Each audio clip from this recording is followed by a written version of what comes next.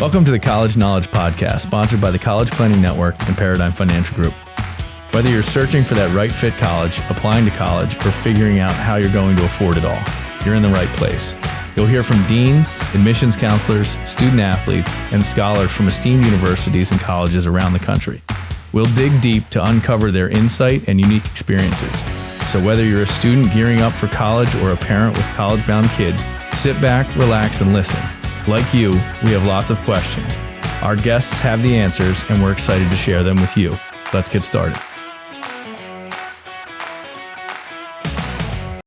We can send your student to the school of their dreams and send you to your dream retirement. Visit us at elitecollegiateplanning.com to get started. Hey, everybody. Welcome back to College Knowledge. I guess it's the College Knowledge Podcast, right? Yeah. We've got first, I'm Dave Kozak, your host, alongside my co-host, Mr. Joe Kerins. Good afternoon. Today, we have the pleasure of interviewing Mr. Doug Peacock. He is a former high school teacher and football coach, spent 38 years in the education industry, and one thing led to another. We'll let Doug tell the story, but first of all, Doug, welcome to the show. Thanks, guys. I really appreciate the opportunity, and I think I can bring a unique perspective, and actually from the other side of the table, watching kids trying to get into school and things like that. So, let's go with this thing. So let's talk about, right. Obviously, you were in education for a long time, had a great career as a teacher and a coach, and your kind of aha moment coming out. What was it, and what led you into kind of the college arena and helping people with admissions and financial planning and all of that stuff? Yeah. My aha moment actually wasn't even college. It was when I sat down with my advisor 60 days before I was out of the classroom, and he showed me a real nice, pretty picture. It was a sheet of paper. It had all these colors, and it was impressive. Except there's this big red expanding gap right across the middle. I said, "What's that?" And he said, "That's money you're short." I said, Excuse me, I'm what? And so that's the day that I was. It was explained to me that they couldn't get the market to cooperate with their plans, and that I was money short in my retirement. Mm-hmm. Now, mind you, I had done what he told me to do. I'd done what I was coached to do. I put in money for 38 years, and now all of a sudden I'm short. We had a football moment, and it was, and no, you're not playing tonight. And at that point, I knew there had to be a better way. I had no clue what it was. I had no intentions of being here, but I did know as a coach, I'm going to find a way to win this thing. Mm-hmm. And as I progressed through that, I ran into a man named Nelson Nash, and I started learning that he had a way to win. Got it. And I'm going, oh, shucks. And long story short, the guy that I kept asking questions to pulled me aside one day and he says, "Coach, how many guys do you got that went to college and have student loans?" I said, "A lot of them, because I didn't coach D1s. I coached a lot of average kids that wanted football to be a part of their college experience." Yeah. And they had, student loans up to their eyeballs.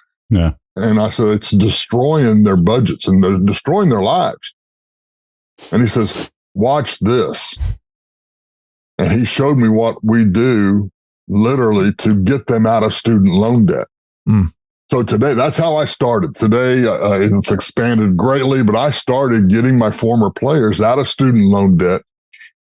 And our average is about 5 years with about $50,000 sitting in that policy when they're done. Mm-hmm. And that's not a bad place to be, when coming out of college. So it has worked. And since I started that, now all of a sudden their parents are saying, "Wait a minute, does it have to be student loans? Can it be credit cards? Can it be?" Yeah. And now all of a sudden, we had a huge secret to get out of debt and still have money. And it didn't destroy your lifestyle. It didn't, I'm not saying you can't just be flippant with money. That's not what I'm saying at all. but you do have a plan to win. Yeah. Which is more than you got right now. You just got hope right now, which is exactly what I had. Trust me, I know it. I've been there. I felt that. I know that. So we'll share our secrets in a minute, but I want to reflect on something that I think is vitally important in what you said, is that the way I look at planning, financial planning, college planning, debt planning, retirement planning, it's all planning, right? Yeah. Is that what people take on debt, and they take it on without a ability or a plan to repay it, right? And so they get into these situations, whether it's student loans, whether it's overextending yourself on a house, whether it's, you know, a bigger issue than that. They don't plan for it, and it becomes a problem. Huge. And so the first step in planning we do, Joe, and planning, I mean, we talk about it day one. Like, if this goes to a borrowing scenario, how much are you willing to borrow, and how are you going to pay that back? Right. And so I think that is overlooked in financial planning. Right? 100%. That is something that is just, just you park money here and grow it and figure the rest out. But true planning starts at the infinitesimal idea of, if you owe a certain amount of money back, like, how are you going to pay it back? What bucket, what money is it coming from? Right. How long, what impact will it have if that money's paying back debt? What impact would that money have had if it was going towards a different goal, like retirement, or saving for an additional kid's college education? Because again, if you don't have a plan on paying back debt, chances are it's going to lead to more debt is ultimately what ends up happening. There was an article, and I apologize. I don't have, this is not going to be the correct citation, which would drive me nuts in the classroom, but since we're not there, I'm okay. Yeah, we're loose on that. There was a Consumer Reports book magazine out. It was red, yellow letters, and it literally, it was titled, I ruined my life by going to college. We used to have it in our office where we had our meetings right up front for everybody. Guys, there's $3.3 million or 3.3 million parents owing $74 billion. Yeah. And all because we promised our kids we would send them to college. And now all of a sudden they've got a degree in beer pong that they can't even use. Yeah. Come on. Let's funny. Let's slow up here a little bit and get a plan. I can adjust the plan if I got one. But right now we're just falling off the cliff. Right. Yeah, absolutely. And I think the issue that there's this expectation and this blinders, and we're by no means saying don't go to college. That is not the message we're delivering here. Mm-hmm. We're saying you have to be intelligent about how you approach college and what colleges you're choosing and how you're planning financially for it. It's not like don't get the degree or don't worry about that. It doesn't matter. And I think too many people have their blinders on and they're like, well, this is the pathway that I just go, and the schools they end up at are maybe not the right fit school financially. Maybe they're not right fit school academically. Any way you shake it, they're making mistakes along the way. So on that concept, right, as a college funding specialist, what advice do you give high school students and their parents on how to effectively navigate this process? Well, I'm going to start off a little different than that. Okay. I'm going to tell you, make sure that the career path that you have chosen requires a degree. If it doesn't, don't go. Now I know that's not what you want to preach, but it's what I preached as a teacher. Okay. Which was kind of sacrilege for a teacher to say that. Okay. But I know I have former players who are welders making way over six figures every year. One of the kids that I never thought would graduate high school is now teaching plumbing for the plumbers union here. Mm-hmm. I mean, just blows your mind what they do. All right. Because he loved it. Mm-hmm. It's not because he needed somebody's permission. But I will tell you that there are literally, two sides to this equation, and you've hit on it a little bit. There's an admission side and there's a financial side. Mm-hmm. First of all, you've got to go to the right school, and you don't know what that is. So I'm telling people, get a coach. You don't have enough time, resources, or effort to go and find the right schools. Okay. And that's actually a whole nother caveat to what we do. Okay. But it's not what I do. Okay. You don't want me looking at your essay. Really, the football coach is going to look at your essay to get you into college or not. No, that's not a good plan. It's a plan, but it's a bad one. Okay. So they're just filling out a FAFSA. This is not a do-it-yourself project. Guys, 80% of FAFSAs had errors and mistakes on them. That puts you at the back of the line, which puts you at the back of the money. Yep. Okay. Find a coach. Get a coach or a coaching team, which is what we do. That puts you in a position where you not only get them filled out correctly, you get them turned in on time. Because all these colleges have different deadlines. Oh, it couldn't be simple and say, okay, March 1st is everything. They're all over the place, and you don't have time to know the difference. So I want to make sure that you're in. First of all, go to the right school.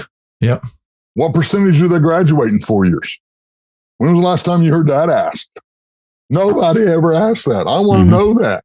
Because if you go 2 more years, I just increased your college expenses by 50%. Right. At $80,000 to $200,000 a year per kid. Sorry, I can't do that. Right. And most people can't. So what percent get aid? I need to know that what school wants my student. Find that. If you will find out what school wants your student, now then I can say, okay, that's one of my schools I want to make sure. Now, I'm also going to tell you this, because looking ahead of time, I've been around this block of 2. I want to make sure I know what students that school competes for. Because I want to know that. I may not want to send my son or daughter to that school, but I want to know which ones they compete for. Because if I get something back that I think is out of bounds, an unfair aided package that I think is ridiculously low, then I'm going to go to say, hey, wait a minute. They offered, well, that's a direct competition with them. Guys, and those colleges all do this. All right. Much more private than public, but they all leverage that. They know exactly how much money they need to give you to get you to sign and enroll to be a student there. Yep. That's not a secret to them. So quit trying to beat them at their game. Get a coach, know what they're doing, get somebody on your team that's been around that block before, and they can help you. That's just getting in. Yep. Money wise, parents wise, I'm parents, listen, please. Paying for college is retirement planning, because right now everybody's borrowing from a 401k. They're borrowing from their home. Great. Junior's got the degree that he's not even using, and I ruined my retirement. Yeehaw. This is a wonderful place, isn't it? So no, let's avoid all that. Again, time, FAFSA, what's the cost of attendance? What's their gifting percentage? Those, all of those things can come in. Okay. Does the plan that the parents have today, does it help or hinder your acceptance into a school? Does it help or hinder the financial aid? Guys, $10,000 in the wrong place, and you already know this. I'm preaching to the choir here with y'all, but I want parents to understand $10,000 in the wrong place costs you $50,000 to $100,000 in aid. Don't do that. Right. But if you don't know what that is, you're trying to play a game and nobody knows the rules except them. You lose every time. Right. So, Well, and I think the couple of points that I want to reiterate. Number one, we always say our patented line is don't fall in love with the school until the school falls in love with you, right? Don't go go to that first college you visit and you buy that sweatshirt and like, oh, this is where I got to go. And then all of a sudden it's an $80,000 school and you got to pay $80,000 and you can't afford it, but yet your kid's so in love with it that now you got a psychological battle that you got to deal with, and it just becomes a huge problem. I think the other piece of it is, the College Planning Network, the sponsor of this show, one of the sponsors of this show, it's designed for that whole admissions thing to work with the financial advisor or the college funding specialist or the person that is the expert in the financial aid arena to ensure that everything is copacetic and it is all kind of meshes together for the perfect storm. We talk about the right fit school is the school that is the financial, academic, and social fit. Right. And you take one of those away and you get a disappointed student. If it's social, they get sad and depressed when they go away, get homesick. If it's academic and it doesn't hit the academic standards, it's too easy or too hard. They fail out or they're not challenged in learning what they need to. And if it's financial, you bankrupt your retirement. Parents, remember, this is all based on your income and assets. It has nothing to do with the kid. No, I shouldn't say it has nothing to do with the kids. If the kids have income and assets, that is a massive effect too, but they're looking at everybody's finances to determine the end cost of college. So if you're not planning for that social and academic as well as financial fit, you're missing the mark, right? Absolutely. Yeah. And the other thing 100%. I wanted to comment on, I can tell you that I know we both believe that college is not a fit for everybody. Mm-hmm. So what you were saying as far as like, hey, this may not be what you want to hear. I'm probably the biggest proponent of Williamson Trade School that's by us than anybody. Like I preach this school. It is amazing work that they do. It's run like a military academy. It's 3 years. It's funny. Almost every contractor I've hired to work on my house, I found out has graduated from Williamson. It's like, and guess what? The work shows. And guess what? It doesn't cost anything. It's an amazing institution with job placement, high graduation rate. So, look, I push my goal again. If your child is looking at the trades, we still even give guidance on, well, what's the best way to do that the most affordable way? And it doesn't matter. It's just a matter that, look, a lot of people do need a college degree. They want to go down that pathway. And this process is so complex. You're right. You need a coach. And so it's understanding the game and the rules is how you're going to win. That's where I think, the biggest message comes across. But I'm 100% on track with you saying college isn't for everybody, but you still need a plan. My sons are perfect examples. You still need a plan. One of my sons is a chiropractor. Mm-hmm. Degree required. In fact, 2 degrees required. Yep. Okay. My other son wanted to be a youth pastor. He starts school to get a degree in youth pastoring and children's ministry. In 1 year, he decides this is stupid for a $100,000 degree for a $25,000 job. Today, he tests concrete. He's a quality control guy on concrete on all the interstate bridges, the decking, the pilings, and those type of things that go on, making more money than he had ever dreamt of making, and again, no degree. But absolutely loves what he's doing. Yeah. And it's well rewarded. Mm-hmm. Yeah. That's I want to get back to the coaching, the mentorship, because I think this is a fallacy, but I want to get your opinion because I have my opinion. And my opinion is that, so I'm a baseball coach and have been for 20 years. I played baseball in college. I love the game. I love the mental side of the game. I think it teaches, I love football too. I'm coaching my son's football team right now, and they all teach things, but teamwork and the completion of tasks. And I love the symmetry of baseball because, you leave home, you come home, like that's how you score the run, all that. But what I've always said in the coaching arena to me is, and I gave private lessons and got paid a lot of money to give private lessons for a long time. And people would leave my session and they would go try out for a team, make a team, and then the coach would be telling them something either in addition or different than what I was saying. And they'd be like, well, who do I listen to? And I go, no. It's not who do you listen to.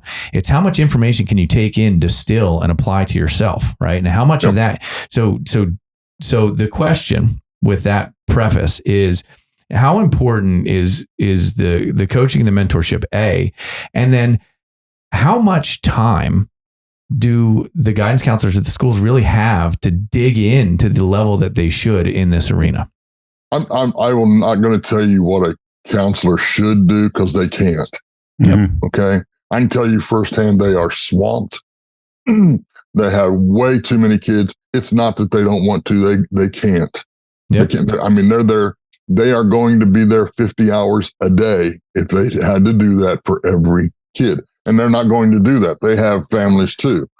And God bless them. I love what they do, but it's not solely on them. Now, they can get the ball rolling.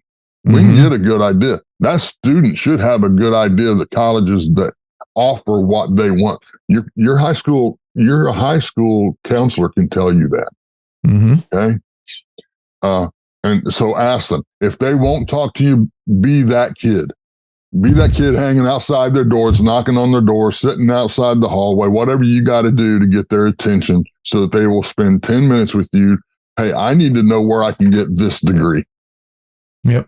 That will get you started down the road with them. Now, but they also know that you're serious, and you'll get more attention that way. So as far as counselors, I've never been in a school 38 years that they weren't swamped. Plus they're also trying to do this for the school. They're trying to run this program for the school. They're trying to set that program up. Oh my gosh. They're dealing with mental health issues. They're dealing with disciplinary issues. They're dealing with all kinds of things. And at the end of the day, you have one counselor that has 400 students that are under their like control. And that's being kind. I think 400 is a low number. Okay. So I think mentorship, go get a coach,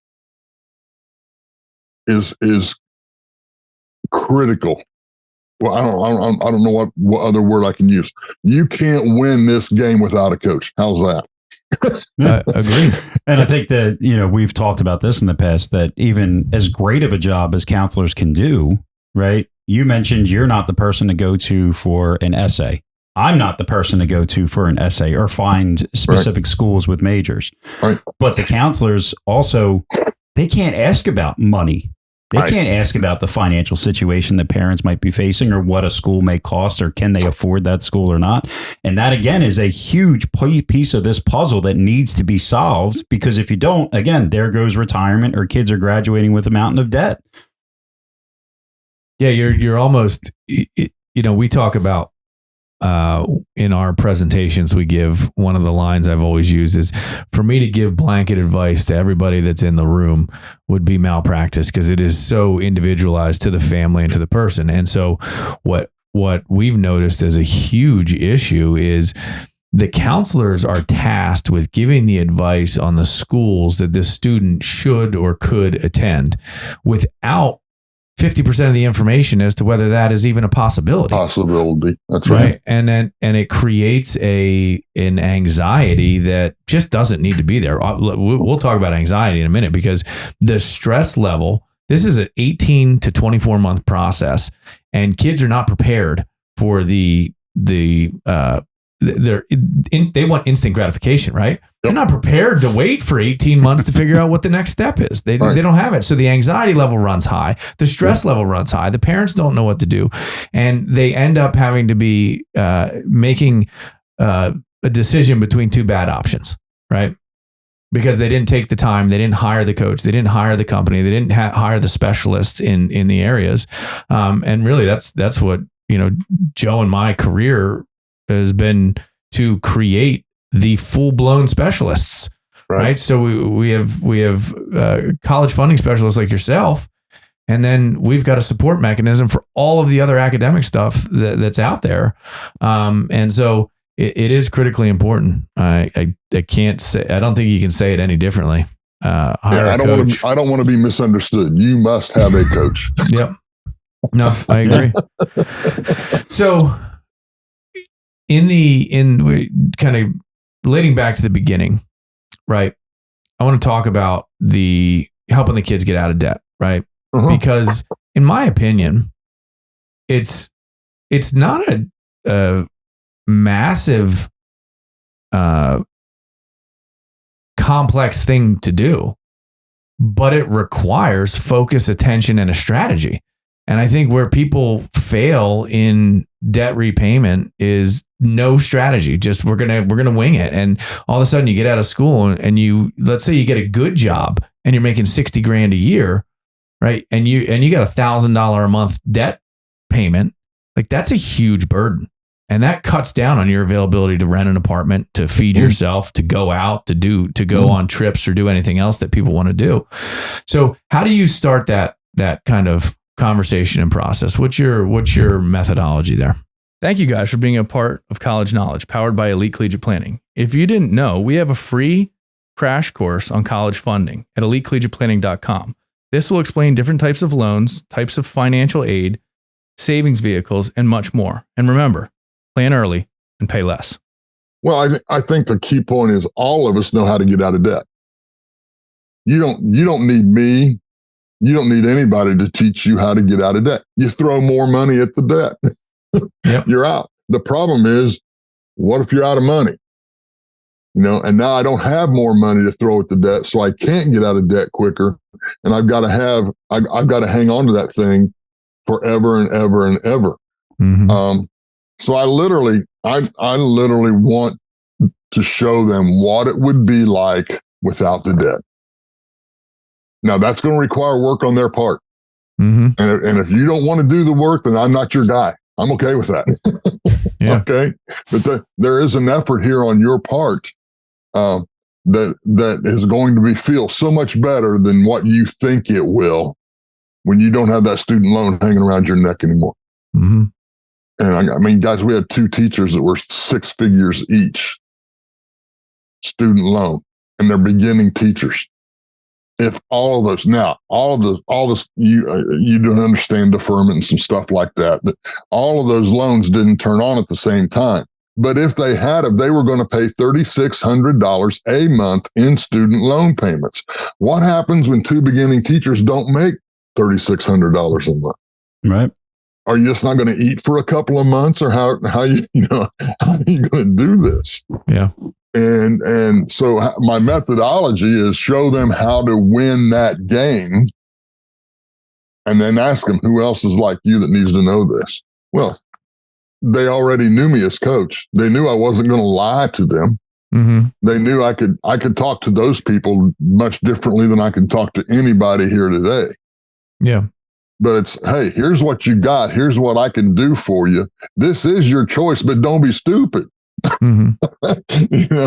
And my trainer keeps telling you can't say that. You can't say, well, yeah, I can, because I've got a relationship with the kid because he played for me. He's seen my worst too. Mm-hmm.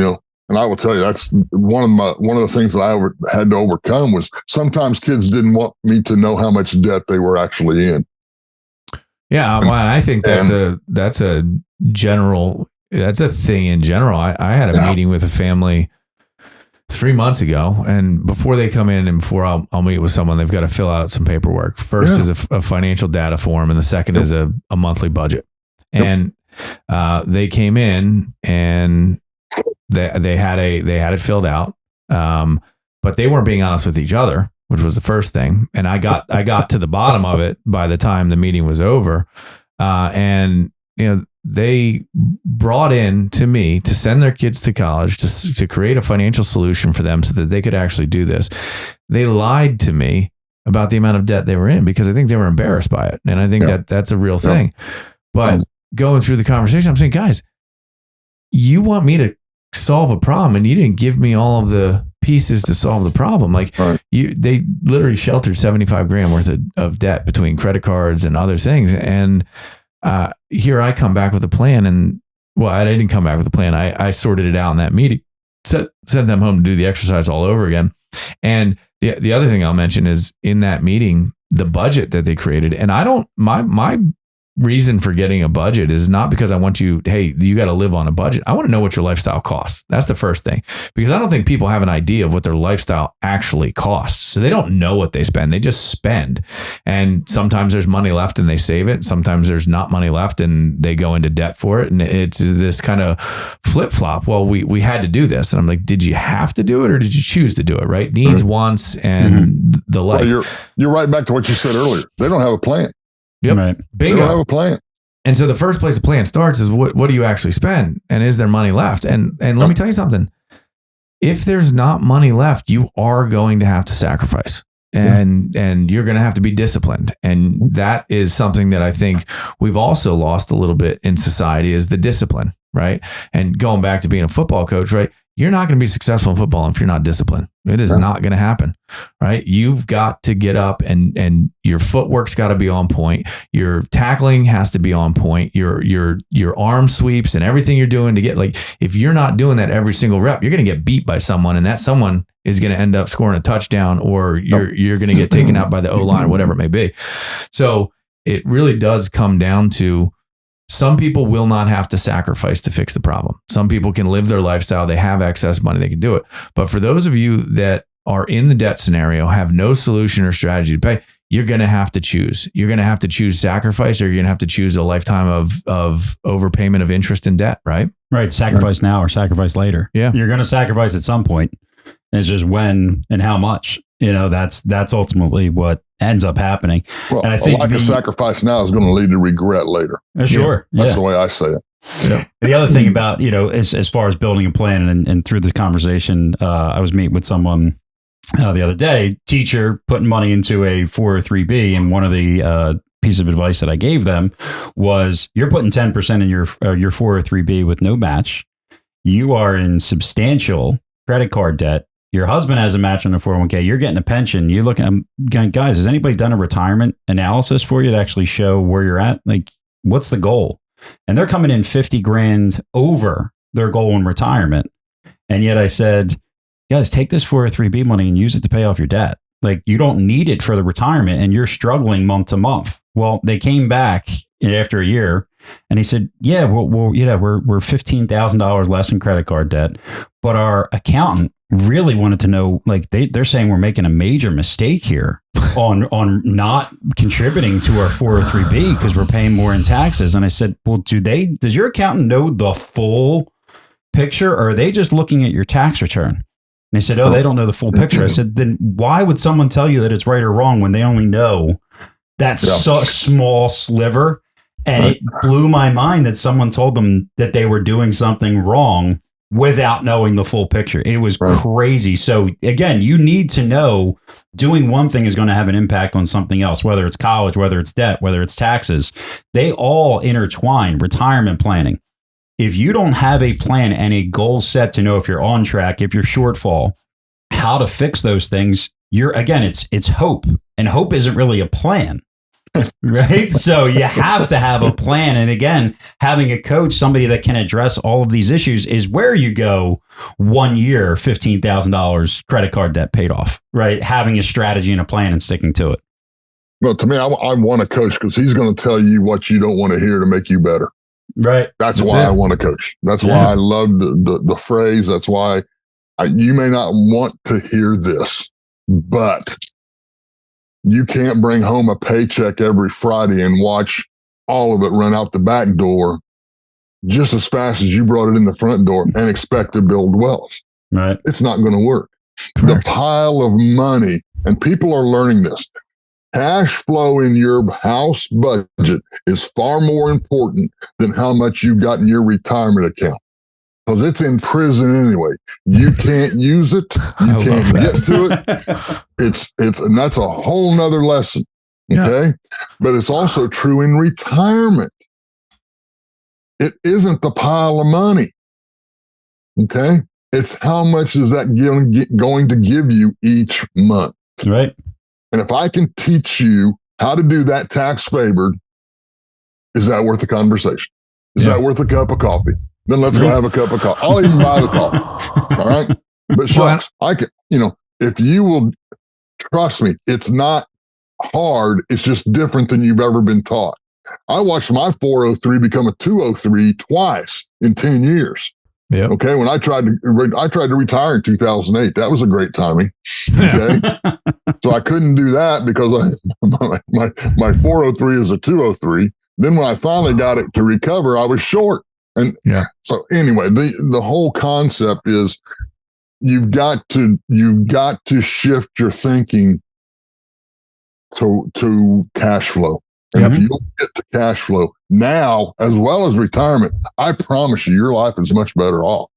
Two things I say to every client. Number one is, before I start in on I sit down and I say, listen, this is not going to be fun. I can tell you right now, this is an hour and a half to 2 hours of me pinging you about every financial decision that is coming in your future, and it's not going to be a fun exercise.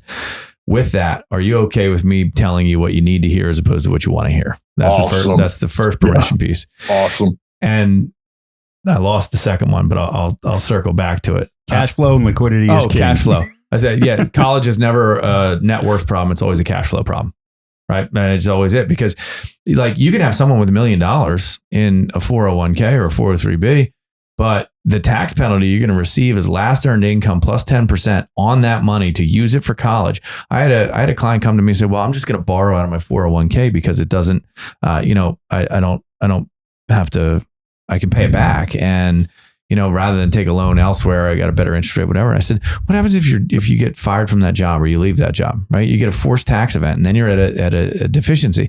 And I said, and do you know how 401k or 403b loans work? You don't just pick it and pay it back as you want to. You go on a wage garnish schedule to pay that money back. So you borrow $20,000, you're paying $500 back a month over 5 years. So now you just took your cash flow down. Yep. Now you can't create that, nor do you have time, money, freedom, nor is it growing. You're out of it's just a fool's errand in that regard. I had somebody that was ready to use their 401k. It was overly funded, and kids going to school cost $50,000 a year. So I'm just going to use my 401k. I said, great. How are we paying for your 2, 3, 4? Because you can only borrow $50,000 from your 401k. He goes, what? What are you talking about? I got $2 million in there. Yeah, you can only have a $50,000 loan. So again, that's the hope, not a plan, right? I've got one guy I've talked to twice, and we've had a difficult time both times. The first time is he has the 401k, done very well, and it got 2.8 mil. The first stumbling block was, how much of that is yours? Because he thought it was all his. I'm going, and he left. He says, I'm not doing this. I'm going, call me when you're ready. When you've settled this in your mind and your heart, call me and I'll take you to the next step. And that was exactly the next step. Well, I'm just going to write, $50,000 check, a semester down here and we're done. I said, no, you're not. Yeah. So, and he got up and left again. I said, when you're ready, call me. Yeah. And it just, I don't know. I think help people and we're not, I hope you hear this with the heart that it's being said with. We can help. Yeah. All right. If it's your decision, of course it's your decision. Okay. But there are options that you didn't even know about. Yeah, without question. If those help you, wouldn't you like to know it? Mm-hmm. Yeah. Well, and I think the other thing too is like we talked about how customized all of this is, right? Mm-hmm. Yeah. There is no one trick pony to say, hey, this is how you do it. It requires diligence and analysis and preparation and trying to figure out what is actually possible. And that starts with, let's figure out where you are. Let's figure out where you want to be. Then let's work backwards into what you need to spend. Let's work backwards into what you can afford. And let's actually put a plan together. And Joe, I want to comment on the tax thing, right? So I've said this for 20 years. The tax accountants they're focused on your debt liability, right? Or not debt, sorry, tax liability, right? How much tax do you owe? And so this year. Yeah, right. And we can talk about the seed or the harvest. We can get into a lot of conversations on that, right? But the idea of an accountant saying that you didn't put money into your 403b, That's a huge mistake, is trying to alleviate. I mean, pick the tax margin, 22%, 24%, 12%. I don't know what the marginal tax bracket was, but so you didn't save $1,000 on taxes at most, but you just got yourself out of paying interest at 17%. Like, how is that a mistake? Right? You're and compound interest right over that period of time, right? Monthly compound. Another secret to what we do on the financial side is the compound interest, and you don't get it. Everybody talks about it, but nobody delivers it except a couple of places, and I can show you that. One of those works against you that you just brought up. Yep. Compound interest doesn't always work for you. It can work against you. Without question. And I think it was it Albert Einstein who said the most powerful piece is uninterrupted growth? No, that's Nelson Nash and the compound, uninterrupted compound growth, which that's in the dividend producing life insurance policy, right there, because you can borrow it, use it, and that's a piece of cake. But it's not a solution for everyone. It's not just a one size fits all deal that you can do that. I think it was compound interest. Those that earn it, or those that pay it. It's the understanding of interest. Those who understand interest earn it. Those who don't pay it. Yeah, correct. It's the guy, the investing guy, owns his own insurance company. They wouldn't insure him anymore, so he went to buying insurance companies. Yeah, well, hey, that's the way to do it, right? But so again, the idea, and we talk about the financial stool, the three legs of the financial stool as you're going into the college arena. One is taxes, one is investing, and one is financial aid. And you got to understand how all three of those are intertwined, because you may make a huge tax move that is an absolute Achilles heel move for college. And you save $10,000 in taxes. Hey, well done, but you just overpaid for college by $30,000 a year. By $30,000, right? And it's like okay, so you saved. Say you did it 4 years in a row. You saved 40, but you spent 120. Like that math doesn't make sense to me. So that gets me in trouble with CPAs too. They don't understand college funding. Mm-hmm. No, and very few. Quit listening to them. I mean. They're not. They don't do that. No. Nope. They minimize your taxes this year. Yes, but what about 10 years when you got two kids in college? I'll give you. What are you gonna do then? Perfect example of that. Well, I got one story. I got to share this one because I did a very powerful retirement move for a small business, and it was what's called a 412E3 plan, right? It used to be a 412I, but it's a defined benefit, defined contribution combo plan where you're creating for a small business. You're creating a pension. You're creating the pension uses life insurance and annuity, but you're also you're creating a defined contribution plan where you're 401k profit share, and the contribution to this was really for the benefit of the owner, but everybody gets pulled along in it, and everybody benefits in the company. And we put $250,000 in of profit from the year, and the accountant had always done a SEP contribution for this person. And so there's a calculation. It's either 25%, the greater of 25% of your income, or I think at this point it's like 68,000 or something. Don't quote me on the numbers. So he filed the taxes with a $61,000 SEP contribution. And here I am. I'm just the financial guy, right? What would I know? And I said, send me a copy of the tax returns. I gotta, make sure everything was done right. And I'm going through it. And there's a line 19 of the Schedule C in this particular case, because it was a closely held company and it was a flow-through entity. There's a line that says contribution to pension and retirement. And it was 0. And then it had SEP contribution, which is a separate line, 61. This company and individual overpaid taxes by $80,000 that year. And guess what? We had to amend the return. And guess what happens when you amend a return? You don't get a refund. It's just paid forward for the next year. So Right. the government is now sitting on 87 or whatever $1,000 of overtax money simply because the CPA didn't understand the 412I plan and where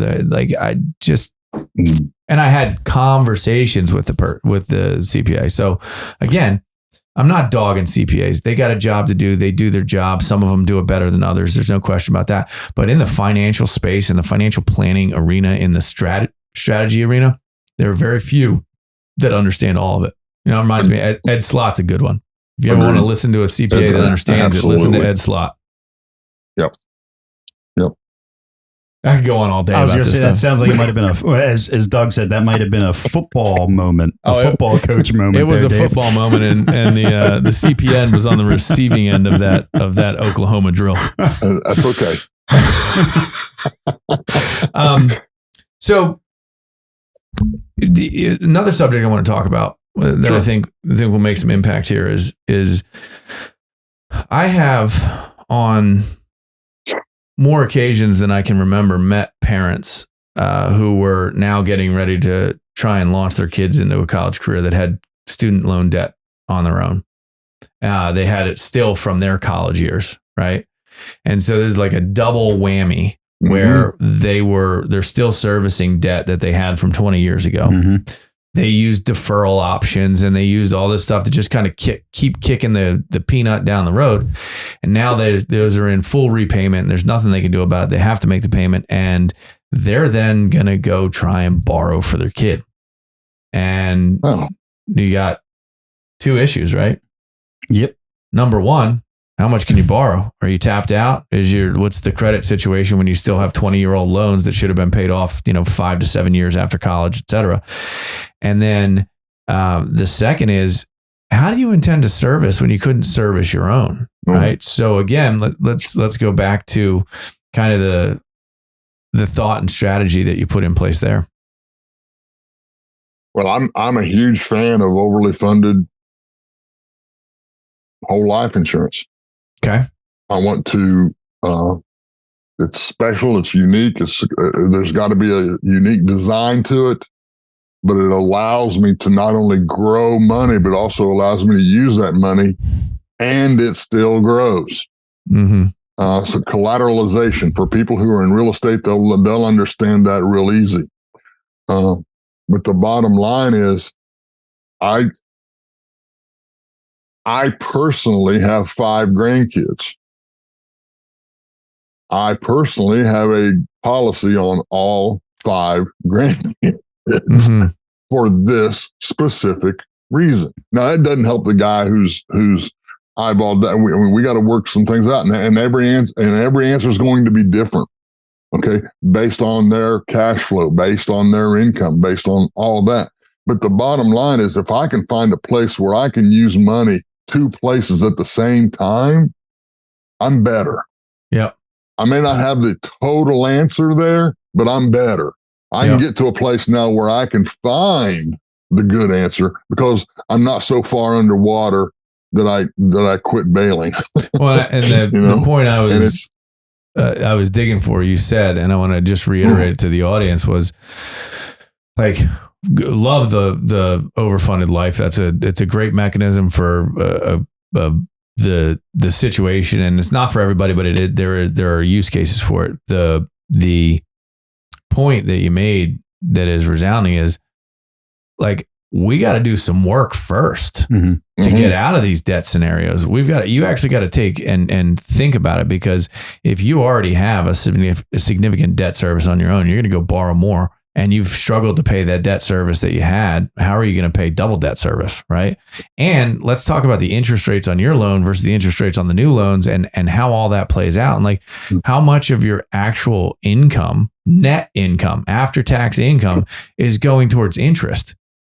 Where in scenarios you're talking about, well, you're the guy earning that stuff, or at least you're offsetting the interest, right? To a great extent. You're getting charged 7, you're earning 5. That's a net 2. Well, I'll take a net 2 over a straight 7 all day long in interest payments. So, but I love the point you make. Like, you got to go through the pain of the process to determine what the potential outcome is, and it's going to be different for every single family. Yep.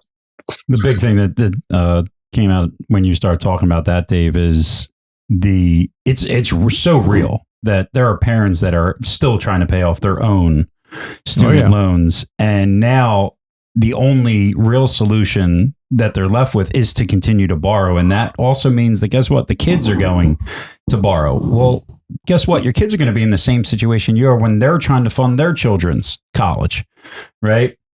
And what we do and how we plan and how we nip that in the bud and how we create strategies to get out of debt and then turn what was debt payments into savings, whether it's for retirement or college, essentially sets up generational wealth, generational planning that you don't even realize happens. Right. It gives your kids the ability to not graduate with debt. And then if they're smart with their money, they can save for their kids so they won't have debt. But if you just keep continuing down this path, it's not going to get better, not just for you and your own retirement, but for your entire family. Yeah, it is crazy how much of an impact this proper planning can truly have. It's called generational wealth for a reason, right? It starts at one generation, it goes to the next generation, and that trickle down effect continues, right? The opposite is true. Yep. Generational debt, generational burden, people that carry they are not taught fiscal responsibility early enough, and they model, right? One of the things my wife and I do, our kids they all want to be athletes. And so I have 4 kids and they're all training. And there was a period of time in my life when I was really out of shape, and I was a college athlete myself, and I was really out of shape, like 280, 6 foot, 280, like, had my face was chunked up. And, I'm telling my kids, no, you got to practice, you got to get in the gym, you got to work out, you got to do this stuff, you got to do your exercises. And there I am, barking from the corner. And one of the biggest parenting things they talk about is modeling. Yep. Well, so now I'm getting back in shape. I'm working out every day. I'm doing all the stuff that I should have done for the last 20 years that I put on hiatus. The point I'm making here is that modeling is a huge way that children learn, right? They model those who are their mentors, and your first mentor in your life should be your parents. And so if you model bad fiscal responsibility as a parent, your children are going to have bad fiscal responsibility as kids.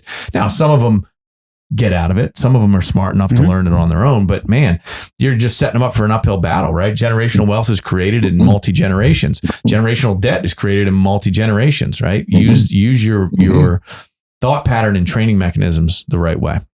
If you tell me, I don't remember. If you involve me, I might. If you show me, now all of a sudden I've got a lesson that I can relate to because it worked for you, and I'm a lot like you.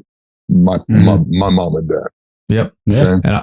And now all of a sudden it works. Back to that article I was talking to earlier, those 3.3 million parents that owned all that money, guys, 2 million of them were getting Social Security checks.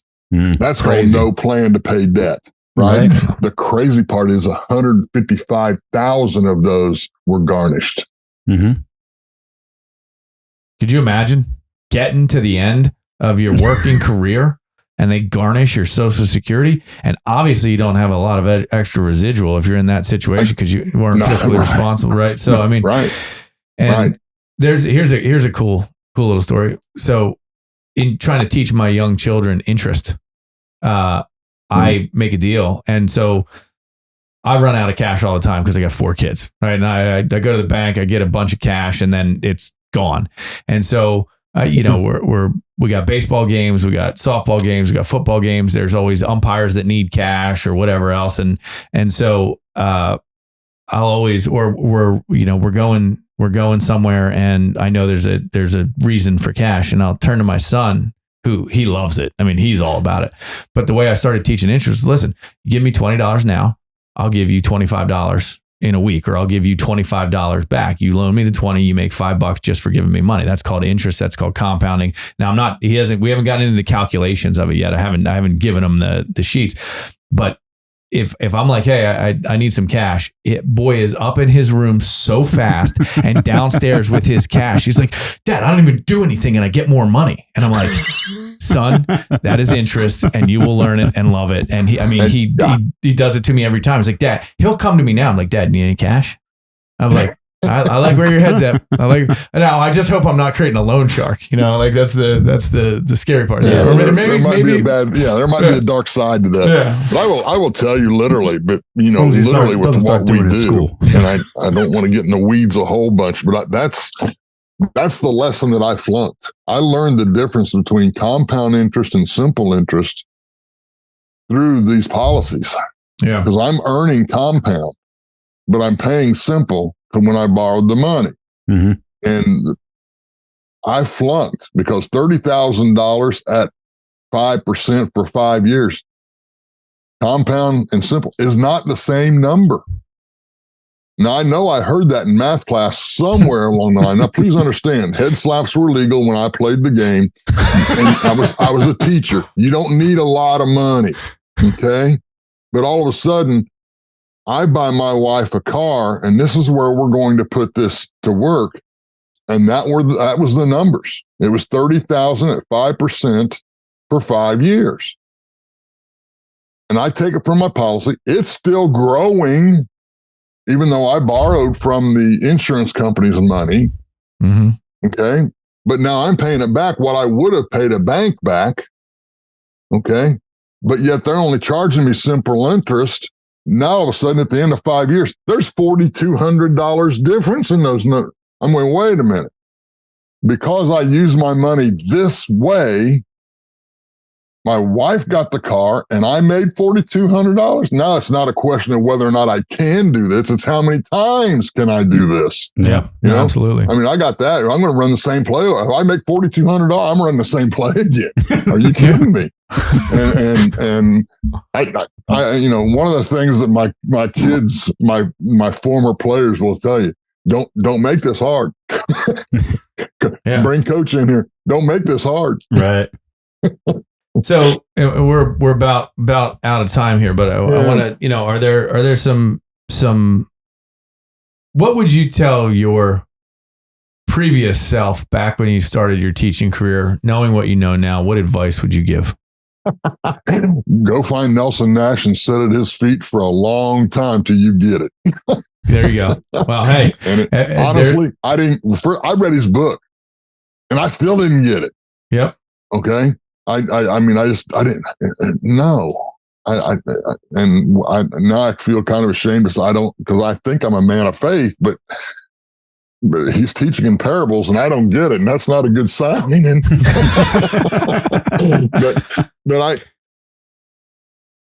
The whole world changed for me when I heard, if what you thought was true about your money wasn't true about your money, when would you want to know? And unfortunately for me, that was 50 years ago. Yeah. Okay. That's what I can bring to kids. I can bring, and I'll bring it to anybody. I don't care, but it's got to be your decision. Can't be mine. Yeah. I can help you there, but I can't do this for you. But I would learn how to build wealth, not just make money. Yeah. And there's two different things there. I don't care about investments. I can't even tell you what the stock market's doing. If you're in love with the stock market and the volatility and the up and down and being hijacked for this and that and government and all that, I'm not your guy. And I'm okay with that. Yeah. Okay. But if you want, I tell my guys all the time, I do crock pots. We don't do microwaves. There are no microwaves here, but we do wealth for certain. Yeah. Not fast. Mm-hmm. And that definition of wealth is different with everybody. Sure. Agreed. But the bottom line is the fundamentals. If you run, block, and tackle, you can win a lot of football games. Yep. Okay. Well, if I can save, get rid of taxes, make sure it never goes down, I can win a lot of money games. Mm-hmm. Yeah, no doubt about it. I love the analogies.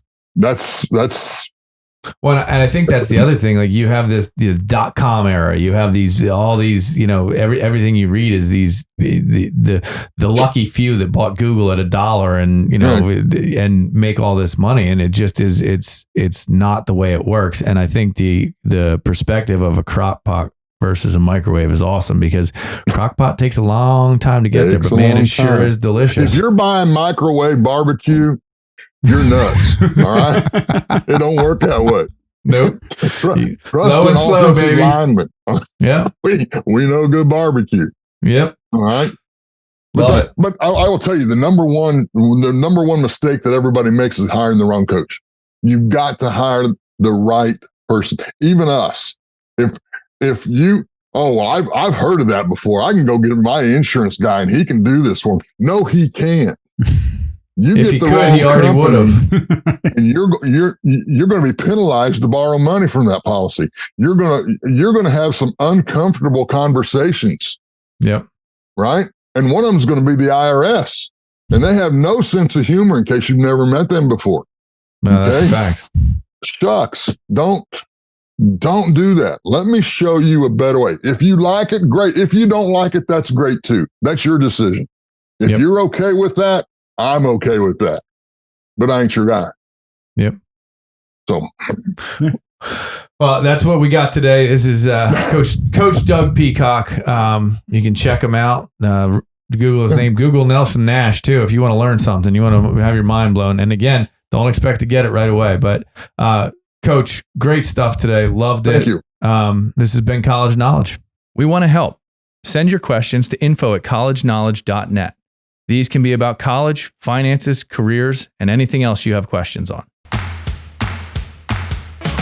Thanks for listening to the College Knowledge Podcast with your hosts, Dave Kozak and Joe Kerins. We hope you enjoyed this week's exploration of higher education, sponsored by the College Planning Network and Paradigm Financial Group. That's all for this episode. See you next time.